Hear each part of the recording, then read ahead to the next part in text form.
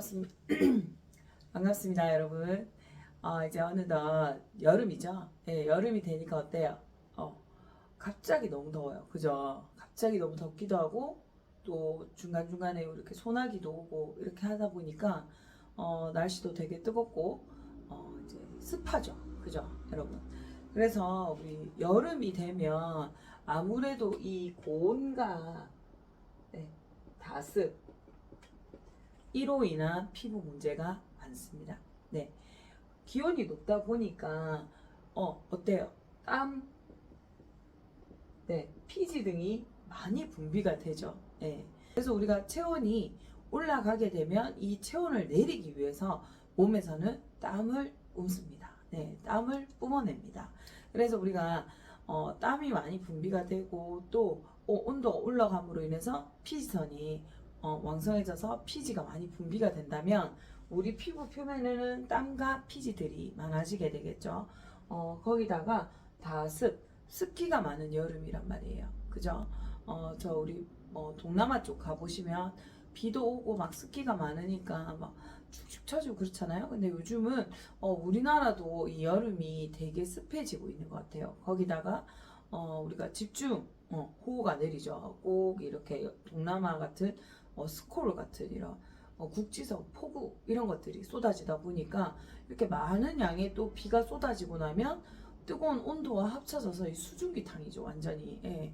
이렇게 습도도 높아지다 보면 우리 피부에 어떤 땀이나 피지, 외부에 있는 이런 습기 이런 것들로 인해서 피부에 어떤 것, 세균, 어떤 박테리아 이런 종류, 네. 이런 것들이 왕성해지면서 특히 우리가 많이 미워하는 애 있잖아요. 그죠? 많이 미워하는 애 누구예요? 모낭충.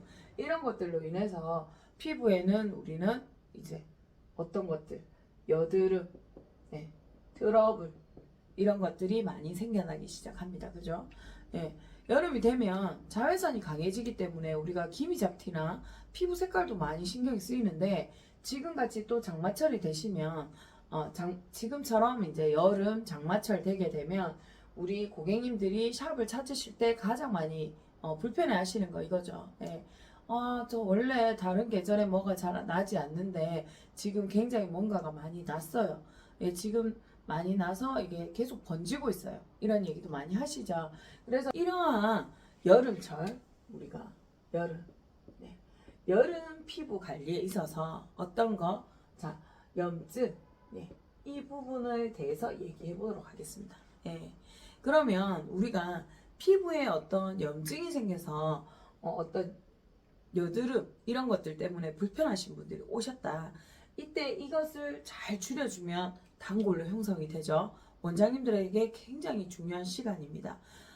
우리가 피부가 이렇게 처진다든가 얼굴 색깔이 좀 칙칙하다든가 이러한 것들은 조금 이제 말하자면 우리가 케어를 하시면 어느 정도는 다 잘 되는 것 같아요. 사실 피부 관리 잘 안 하시는 분들이 이렇게 샵에 오셔서 단 1회만 케어를 받으셔도 물광 나시고 얼굴 톤업 되시죠.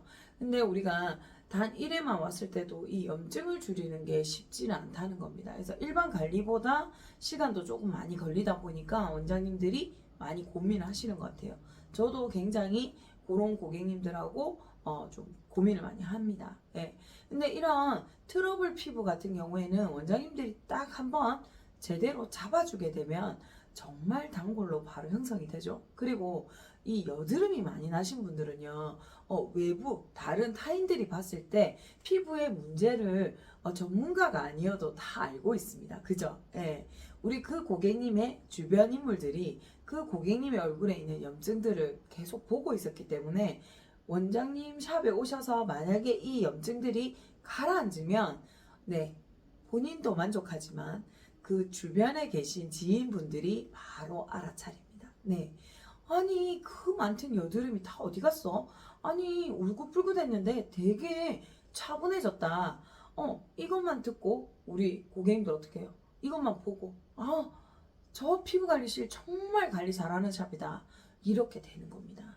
그래서 요즘에 우리, 문제성 피부라고 많이 말들 하시죠? 네. 문제성 피부. 그래서 원장님들 다들 이 문제성 피부를 잡아주고자 엄청 노력을 해요. 왜? 그만큼 마케팅에 있어서 표티가 많이 나서 네, 주변 지인 고객들 확보하기가 좋다는 겁니다. 그럼 원장님이 이 문제성 피부를 만났을 때 어떻게 하냐? 거기에 대한 이야기를 오늘 풀어보고자 합니다. 자, 그러면 문제성 피부. 일단 피부에 문제가 있다. 어떤 문제? 염증, 여드름. 네, 한두 개 난 걸로는 문제라고 하지 않겠죠. 많이 나 있는 겁니다. 네. 그러면 이런 고객님들이 오셨을 때 우리가 제일 먼저 물어봐야 되는 건 뭐냐? 물어봐야 되는 게 뭐냐? 이게 뭐냐면 상담. 예, 상담을 잘 하셔야지 이 고객님이 저에게 관리를 맡길지 아니면 한 번만 해볼지 여기에 쭉 자리를 잡고 꾸준히 오실지를 또 결정하게 되는 거죠. 그러면 우리가 문제성 피부를 상담함에 있어서 가장 중요한 것은 뭘까? 네. 제일 첫 번째는 발생 시기를 꼭 물어보셔야 돼요. 발생 시기. 여드름이 많이 나서 오셨어요.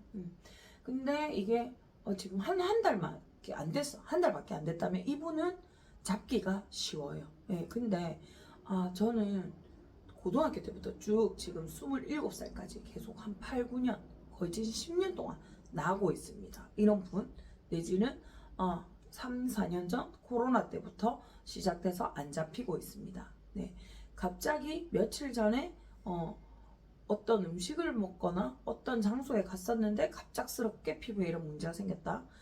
최근에 화장품을 한 달 안에 바꿨는데 그로 인한 트러블이 생겼다. 이 발생 시기를 아셔야지 원장님께서 고객님이 생긴 지가 지금 거의 10년이 됐는데 원장님께서 3개월 안에 잡아드릴게요. 이거 아니거든요. 네. 지금 생긴 지 한 달 정도라도 염증이 이미 피부 속으로 파고 들어가 있기 때문에 한 달 전에 생긴 것도 우리가 우린 병원이 아니잖아요. 병원 같은 경우에는 항생제라든지 스테로이드 계열로 처방을 하면 금방 잡힙니다. 그렇지만 우리는 병원이 아니죠. 우린 약 처방할 수 없어요.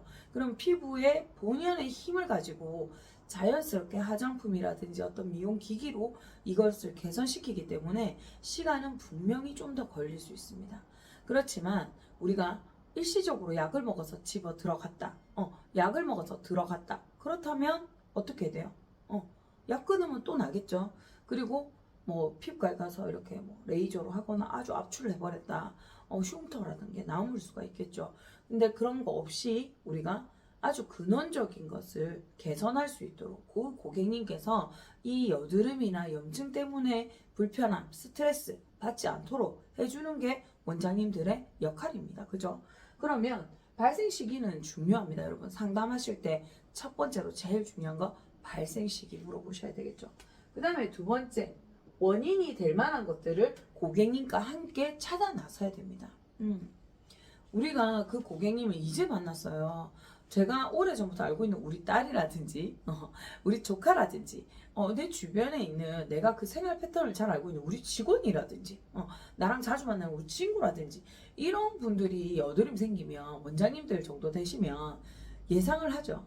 저러면 여드름 난다. 내지는 저 여드름 오래 갈 거다. 이거 아시지만 우리를 찾아온 고객님은 그러한 어떤 식생활이라든지 수면 습관이라든지 생활 패턴이라든지 메이크업의 어떤 정도라든지 화장품을 어떻게 사용하느냐든지 과거의 어떤 질병이나 지금 현재 질병이나 이러한 것들 여러 가지 문제가 다 다양하다는 겁니다.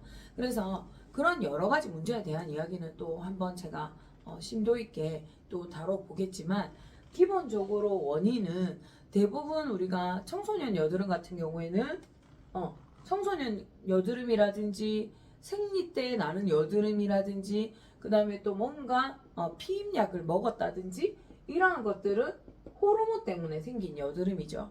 네, 이런 호르몬 같은 경우에도 또 원인이 될 수 있고 그 다음에 이분은 매일 라면만 먹어.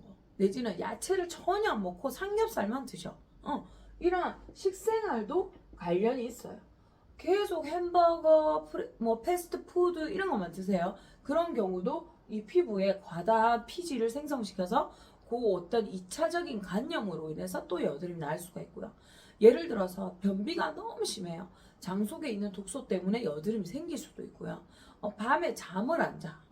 밤에 잠을 안 자. 그러면 또 수면이 불균형해지면서 몸의 호르몬 변형으로 인해서 여드름이 또 날 수가 있는 거예요. 그래서 수면이라든지, 그 다음에 내가 위험이 너무 심해. 위험이 너무 심해도 우리 여드름이 날 수가 있죠. 네. 그래서 원인을 일단은 찾아내서 원장님들께서 그 원인에 맞는 어떤 대책을 강구를 하셔야 되는 거예요. 그리고 일단 그 다음 중요한 게 뭐냐면 우리 샵에서 관리해 줄 건데 이 여드름 피부는 하루도 방심하면 안 되는 겁니다. 이 고객님이 여기서 피지를 다 잘 정리하고 갔어요. 근데 일주일에 한 번 오실 건데 보통 일주일에 한 번 오시죠. 근데 저는 이제 필요에 따라서 여드름 피부 같은 경우는 일주일에 2번이라든지 뭐 5일에 한 번이라든지 이렇게 기간을 좀 타이트하게 저는 많이 잡아드리는데 이 피지라는 것은 폭발적으로 늘어가지고 금방 이렇게 확 줄어들지가 않습니다. 여러 가지 원인에 의해서 많이 활성화돼 버린 왕성해진 피지선 때문에 피지가 계속 나오고 있고 그 피지들이 염증을 일으켰을 때 그 염증들이 한 번에 잡히지 않고 계속 옆으로 간염이 되기 때문에 굉장히 시간도 오래 걸리고 기간도 조금 이제 우리가 타이트하게 해야 되는 필요가 있거든요. 왕성해져 있는 상태에서 이 홈케어가 굉장히 중요합니다. 저희 샵에 오셨을 때 뭐 일주일에 한 번이든 3일에 한 번이든 이렇게 오셨을 때 원장님들은 최선을 다해서 그 피지를 싹 정리를 해주셨죠.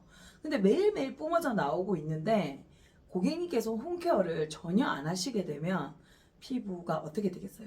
그때뿐이겠죠. 와서 정리하고 가서 좀 괜찮다가 엉망이 되겠죠. 그래서 이 고객님이 홈케어를 어떻게 하고 계신지 너무 과하게 만약에 뭐 뽀독뽀독한 세안을 막 예를 들어서 피지는 우리가 일반적인 폼클렌징만으로 제거가 잘 안 되잖아요. 근데 이 고객님 찝찝하니까 폼클렌징 강력한 피지 조절 폼클렌징으로 막 2번, 3번씩 세안을 해제끼면 어떻게 돼요? 피부 자체 탈수가 오겠죠. 탈수가 오면 또 어떻게 돼요? 피부에서는 피지를 만들어서 뿜어내기 시작한다는 겁니다. 예, 이렇게 피지가 뿜어져 나오면 또 어떻게 되겠어요?